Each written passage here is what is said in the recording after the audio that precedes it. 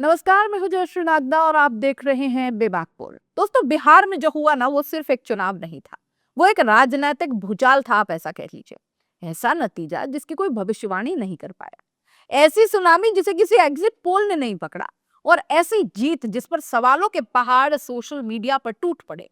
लोग कह रहे हैं ऐसी जीत किस काम की जब आधी जनता को ही भरोसा न रहे। ऐसी लहर कैसी जिसे जमीन पर किसी ने महसूस ही नहीं किया। और आज का बड़ा सवाल, क्या बिहार के नतीजे जनता का फैसला थे या कहीं कुछ और लिखा जा चुका था? चलिए दोस्तों, आज हम कोई आरोप नहीं लगा रहे, लेकिन वो सारे सवाल उठा रहे हैं जो देश पूछ रहा है, जो सोशल मीडिया पर फट पड़े हैं, जो विपक्ष, पत्रकार, इन्फ्लुएंसर्स और लोग सड़कों पर बोल रहे हैं। ये कहानी है ध्रुव राठी के गुस्से से लेकर संजय सिंह के पुराने दावों तक, और सोशल मीडिया पर सीईसी ज्ञानेश कुमार की हो रही भारी ट्रोलिंग तक। चलिए तो फिर शुरू करते हैं। बिहार में कांटे की टक्कर की बात हो रही थी, एनडीए की बढ़त की भी उम्मीद थी, लेकिन जो नतीजा आया वो किसी ने सपने में नहीं सोचा था। 101 सीटों पर लड़ने वाली बीजेपी सीधे 93 सीटों पर लीड कर गई।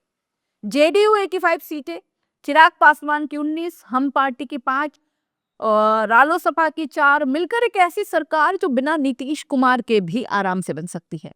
ये सिर्फ जीत नहीं थी, ये सीटों की सुनामी आ गई। इतनी बड़ी लहर की देश के पुराने कांग्रेस युग की याद दिलाते। लेकिन अजीब बात क्या है पता है? न किसी सर्वे को दिखी, न किसी रिपोर्ट को महसूस हुई, न किसी ग्राउंड रिपोर्ट में दिखी। यही वजह है कि नतीजे आते ही सोशल मीडिया पर आग लग गई। ध्रुव राठी ने तो सीधा लिखा, इस तरह की जीत का क्या मजा, जब आधी पॉपुलेशन जानती है कि ये फिक्स है, फ्रॉड है। उन्होंने आगे कहा, विपक्ष को चुनाव का बहिष्कार कर देना चाहिए था। एसआईआर और वोट चोरी के बाद जो हो रहा है वो सबको पता था। गांधी से सीखिए। कुणाल कामरा ने कहा कि मैच फिक्स्ड है, टीवी ऑफ कर दीजिए। ज्ञानेश कुमार को नेपाल भेज दो, वहां भी बीजेपी की सरकार बना लेगी। ट्रोलिंग की बाढ़ आ गई, मीम्स, चुटकुले, तंज, क्या कुछ नहीं था। चुनाव आयोग की प्रक्रिया पर सीधे सवाल उठे।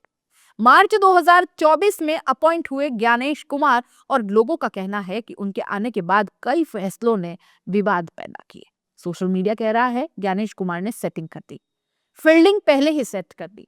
नतीजे वही आए जो स्क्रिप्ट में थे। पत्रकार संदीप मनुधाने लिखते हैं कि ज्ञानेश ब्रो ने हाथ थोड़ा ज्यादा ही खोल लिया। कुछ लोग तो मजाक में लिख रहे हैं कि इन नतीजों पर भरोसा भी सिर्फ ज्ञानेश कुमार ही कर सकते हैं, क्योंकि बनाए भी उन्हीं ने हैं। ट्रोल्स की संख्या इतनी ज्यादा कि ट्विटर, फेसबुक, इंस्टा सब जगह ट्रेंड चल पड़ा, और तभी लोग निकाल लाते हैं एक पुराना वीडियो जिसमें अमित शाह 3 दिन पहले ही कह रहे हैं 14 नवंबर को 9 बजे काउंटिंग शुरू होगी और 8 बजे ही बता देता हूं लालू राहुल का सुपड़ा साफ।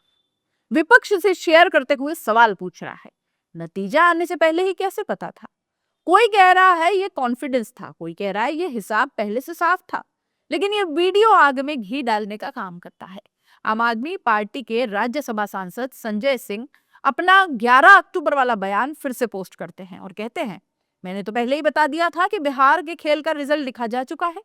अब वो गिनाते हैं क्यों उन्हें लगता है चुनाव की नींव पहले ही सेट हो चुकी थी। संजय सिंह कहते हैं घुसपैठियों का डर दिखाया गया पर शिकायत जीरो। एसआईआर के जरिए कहा गया बांग्लादेशी आ गए, रोहिंग्या आ गए, लेकिन फाइनल वोटर लिस्ट में पूरे बिहार में मिले सिर्फ 315 विदेशी, जिनमें से 78 मुसलमान, बाकी हिंदू। मतलब इतने शोर शराबे के बाद भी बीजेपी ने एक भी नाम पर शिकायत नहीं की कि ये विदेशी है। 5 लाख डुप्लीकेट वोट, 5 लाख ऐसे मतदाता जिनके नाम और एड्रेस दोनों जगह एक जैसे हैं, यानी एक व्यक्ति 2 सीटों पर वोटर है। संजय सिंह कहते हैं कुछ हजारों वोटों में हरियाणा और दिल्ली का चुनाव बदल गया, और यहाँ 5 लाख वोट पहले से एनडीए की जेब में पड़े हैं। 80 लाख मतदाता वोटर लिस्ट से गायब पूरे बिहार में। कुल मतदाताओं की संख्या 80 लाख कम हो गई। इतनी विशाल कटौती जिसकी किसी को भनक तक नहीं। वो कहते हैं इतने बड़े स्तर पर वोट काटे और ऐड किए गए कि विपक्ष चाहे जितनी मेहनत कर ले, खेल पहले ही सेट था। यहां समझना जरूरी है, संजय सिंह या ध्रुव राठी की बातें 100% सच है या नहीं, इसका फैसला जनता या कोर्ट करेगी। लेकिन ये सवाल इसलिए उठ रहे हैं क्योंकि एसआईआर पर सुप्रीम कोर्ट में सुनवाई अभी भी जारी है। वोटर लिस्ट में इतने बड़े बदलाव हुए, चुनाव बिल्कुल उसी वक्त कराए गए जब मामला सबसे गर्म था। कई जगह नेताओं की डुप्लीकेट वोटिंग के वीडियोस भी वायरल हुए। नतीजे उम्मीदों से 180 डिग्री उल्टे निकले, और यही विरोधाभास इस तूफान की जगह बना। या वजह बना? ध्रुव राठी कह रहे थे कि विपक्ष को चुनाव का बहिष्कार कर देना चाहिए था। संजय सिंह कह रहे हैं कि नतीजे पहले ही बांट दिए गए। लोग कह रहे हैं कि मतदान मशीन पर अब भरोसा नहीं रहा, लेकिन असली सवाल यह है कि क्या विपक्ष इस नतीजे को मान लेगा? क्या वे फिर से चुनाव की मांग करेंगे या यह मामला सुप्रीम कोर्ट तक जाएगा? क्योंकि लोकतंत्र सवाल पूछने से चलता है, चुप रहने से नहीं। सोशल मीडिया पर माहौल साफ है। अर्ध जनता जश्न मना रही है, अर्ध जनता सवाल पूछ रही है कि ये कैसे हो गया।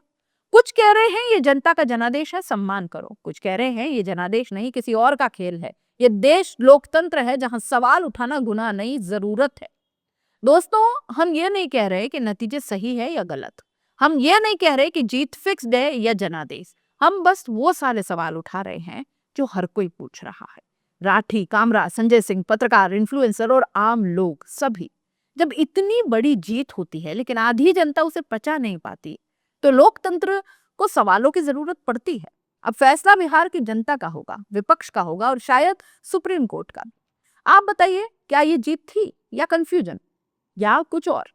वीडियो अच्छा लगा हो तो लाइक जरूर कीजिएगा, शेयर कीजिएगा और कमेंट में अपनी राय जरूर लिखिएगा। नमस्कार।